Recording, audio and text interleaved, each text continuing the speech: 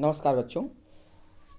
आइए व्याकरण के अंतर्गत नया पाठ शुरू करें। समास परिचय। समास परिचय आप लोगों के लिए बिल्कुल नया शीर्षक है, क्योंकि क्लास 6वीं 7वीं में और 8वीं में भी आप लोग हिंदी में समास आपने पढ़ा है। इस वर्ष आपको संस्कृत में समास पढ़ना है। तो सबसे पहले जान ले समास है क्या। समास बना है सम और अस।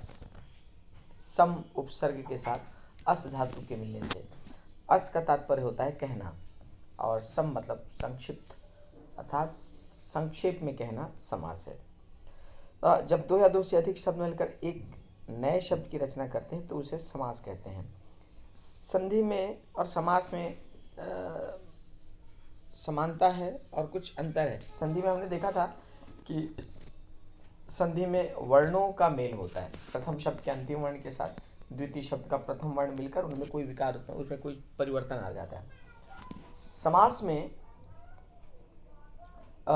जब हम शब्द को विस्तृत करते हैं तो कई कारक चिन्ह बीच बीच में जो लगते हैं, उन कारक चिन्हों को हटाने पर समासिक पद बनता है।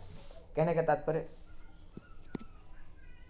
एक से अधिक शब्द जब मिलकर आपस में एक हो जाए तो वो समास है।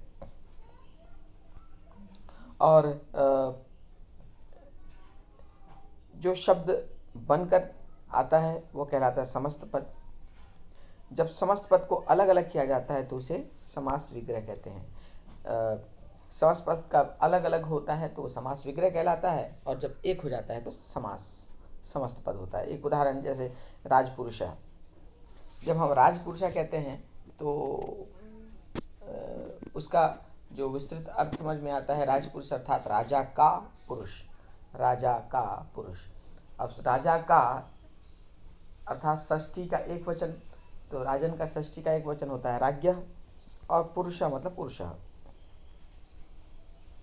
तो ये जो राज्ञः पुरुष हुआ ये समास विग्रह हुआ, और जो राजपुरुष है वो समस्त पद। राजपुरुष समस्त पद और उसका विस्तृत रूप राजा का रूप पुरुष, ये विग्रह। यहाँ हम देख रहे हैं कि राजपुरुष जब करते हैं तो बीच का जो षष्ठी विभक्ति है वो षष्ठी विभक्ति हट जाती है और एक शब्द बनता है राज। यहाँ हम देख रहे हैं कि राज्ञः है अर्थात षष्ठी का एक वचन है, और जब समस्त पद होता है तो षष्ठी नहीं होता, वो राज हो जाता है। उसी प्रकार एक और उदाहरण, नीलकमलम। तो जब हम नीलकमलम कहते हैं इसका तात्पर्य है नीला कमल। तो नीला कमल अर्थात इसमें विशेष भी है और विशेषण भी है। तो जैसा विशेष होता है वैसा उसका विशेषण भी होता है, इसीलिए जो कमलम है कमलम के अनुसार नीलम हुआ। तो यहाँ हम देख रहे हैं कि नीलम कमलम। नीलम द्वितीया में है, लेकिन जब समस्त पद बनेगा तो वो नीलम का नील हो जाएगा, नील कमलम। तो प्रथम शब्द का जो परिवर्तित रूप है वो जब समस्त पद होता है तो वो अपने मूल शब्द में आ जाता है। वो संधि और समास में अंतर। संधि में दो वर्णों का मेल होता है जिसके परिणाम स्वरूप वर्णों में ही परिवर्तन होता है। जैसे हम जब नरह और ईशा को जोड़ते हैं तो नरह का अ के साथ ईशा का ई मिलकर बन जाता है ए, ये हो जाता है नरेशा,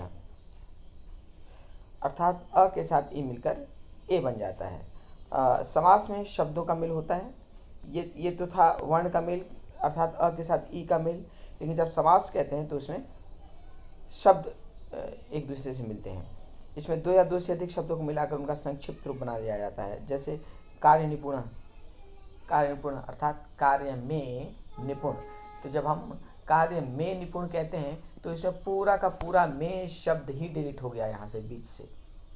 तो अर्थात जो कार्य का जो सप्तमी का रूप है कार्य, उसके जगह कार्य हो गया।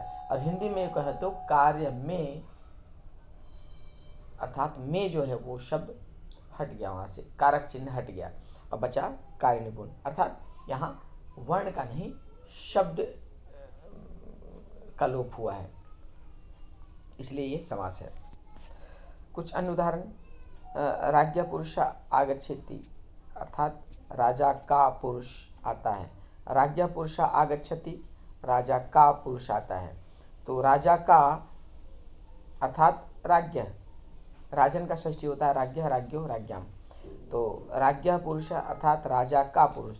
तो ये जो राज्ञ पुरुष था, ये जब समास विग्रह हुआ तो उसके जगह राजपुरुष हो गया, राज्य पुरुष का राजपुरुष हो गया। उसी प्रकार रामः दिने दिने गच्छति, दिने दिने गच्छति अर्थात राम प्रतिदिन जाता है। प्रतिदिन अर्थात दिने दिने, प्रतिदिन का दिने दिना, और इसका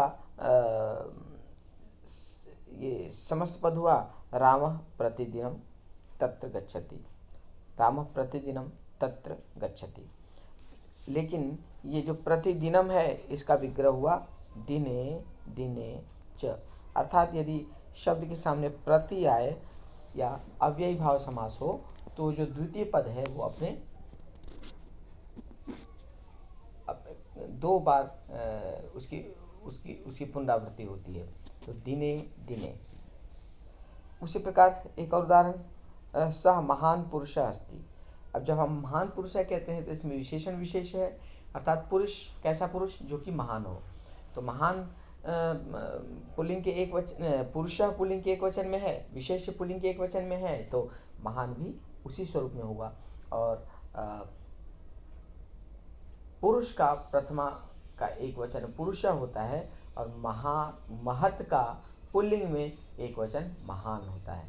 ठीक है, पुल्लिंग में चलता है महान, महंतो, महंतः। महान महान ये व्यंजनांत है, महान, महंतो, महंतः पुल्लिंग। स्त्रीलिंग महान का महती हो जाता है, महती, महत्यो, महत्यः। तो चूंकि यहाँ पुरुष है इसीलिए पुल्लिंग में महत का रूप हो गया महान। तो महान पुरुष अस्ति, तो इसका रूप हो गया है सह महापुरुष अस्ति। तो महापुरुष का पुरुष का समास विग्रह क्या हुआ, महान पुरुष। उसी प्रकार पंचानाम वटानाम समाहार नासिक क्षेत्र अस्ति। नासिक क्षेत्र में 5 वटों का समूह है। तो 5 वटों का समूह अर्थात पंचानाम वटानाम समाहार।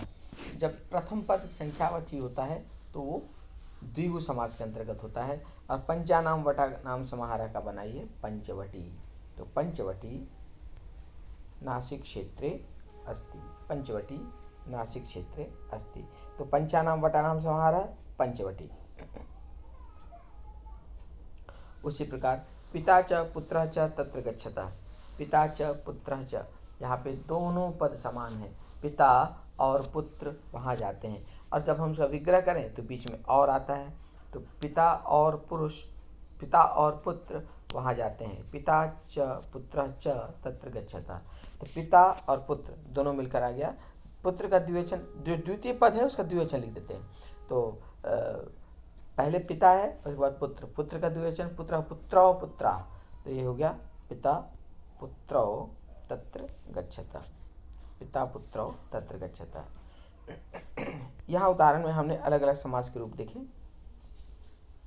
ऊपर लिखे वाक्यों में क खंड में रंगीन पद विग्रह युक्त हैं तथा ख खंड में रंगीन पद समस्त रूप में है। ठीक है, हमने देखा पहले विग्रह था और ख खंड में उसका रूप है समस्त पद। समास में पहले वाले शब्द को पूर्व पद तथा दूसरे शब्द को उत्तर पद कहते हैं। जैसे राज्ञा पुरुष, यहाँ पर राज्ञा पूर्व पद है, पुरुष उत्तर पद है। तो समास में आप सबको मालूम है समास जो बनता है एक से अधिक शब्द मिलकर उनका जब संयुक्तिकरण हो जाता है तो समास कहते हैं। तो अर्थात इसमें 2 पद होंगे, एक पहला पद, दूसरा पद। तो कोई भी शब्द को हम देखें तो वहाँ 2 शब्द मिलेंगे। जैसे महापुरुष है तो एक महा और दूसरा पुरुष है। तो महा अर्थात महान को पूर्व पद कहते हैं और जो दूसरा पद है उसको उत्तर पद कहते हैं।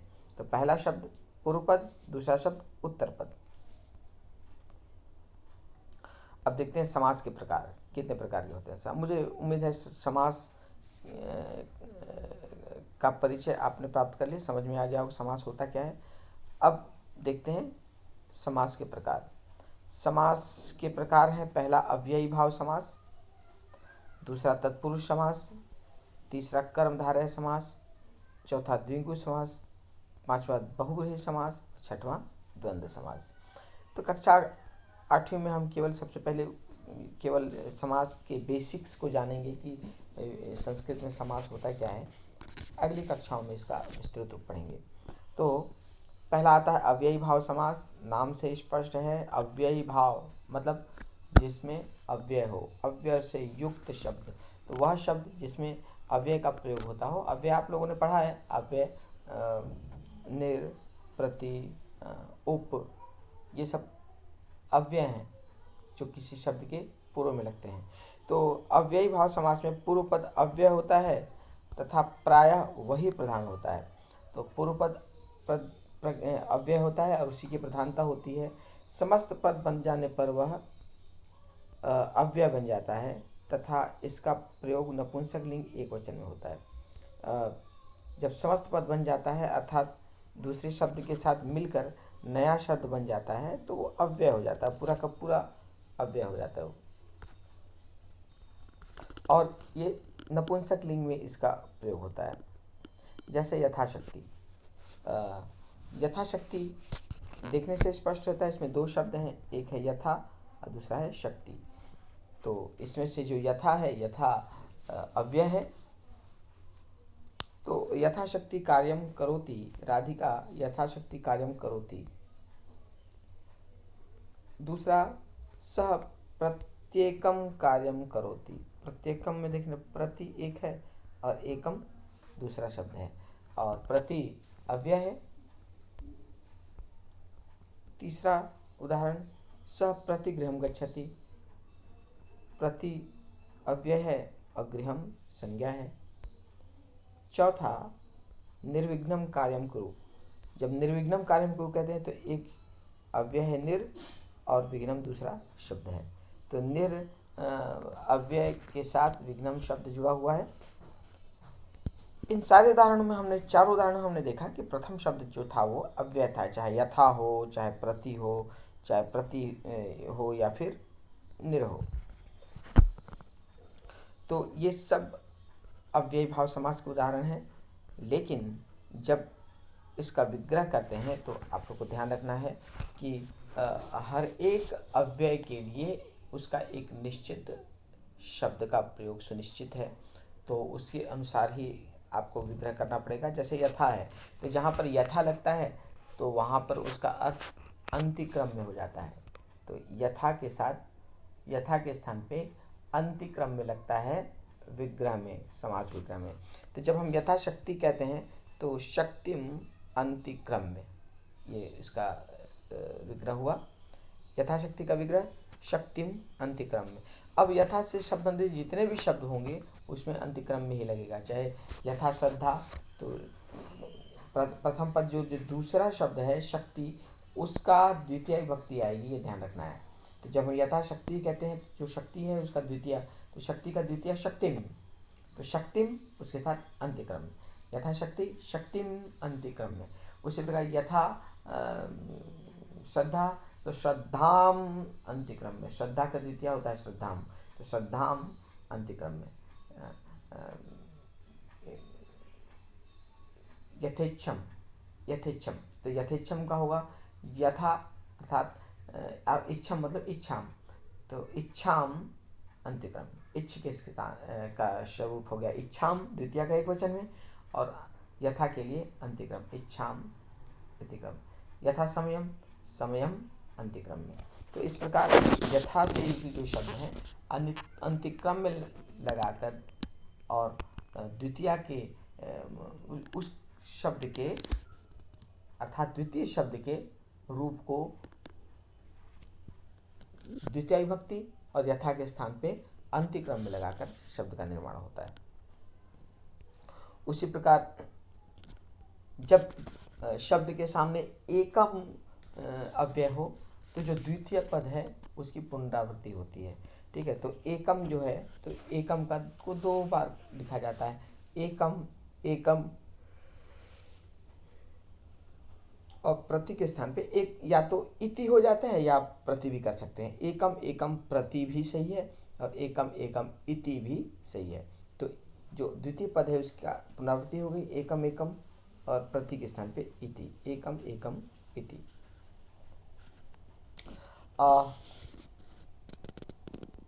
उसी प्रकार निर का जब प्रयोग होता है तो निर के लिए विघ्नम शब्द आता है और जो द्वितीय पद है उसकी षष्ठी विभक्ति हो जाती है।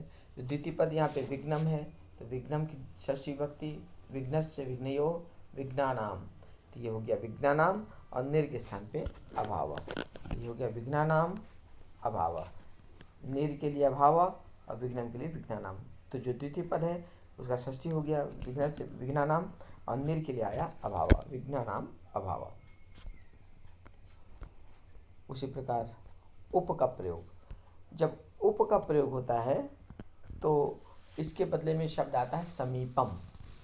उप के लिए आता है शब्द समीपम और द्वितीय जो पद है उसकी षष्ठी विभक्ति हो जाती है। तो द्वितीय पद यहाँ गंगम है तो गंगम की षष्ठी हो गई गंगाया हो गया, तो गंगा के पास, तो गंगम के लिए गंगाया षष्ठी एकवचन और उप के लिए आया समीपम, तो गंगाया समीपम। उसी प्रकार आप कोई भी शब्द का बनाया था उपशर्दम तो शर्दस्य समीपम, ठीक है, उपनगरम नगरस्य समीपम, उपग्रामम ग्रामस्य समीपम। इस प्रकार कई शब्द बन सकते हैं। तो ये समास की अवधारणा आप लोगों के समझ में आ गई होगी और इसके साथ साथ हम आपने पहला प्रकार अव्ययी भाव समास को भी समझ लिया होगा, ऐसी मेरी अपेक्षा है। तो मिलते हैं अगली कक्षा में शेष अन्य समास के प्रकार के साथ, तत्पुरुष समास के साथ। नमस्कार।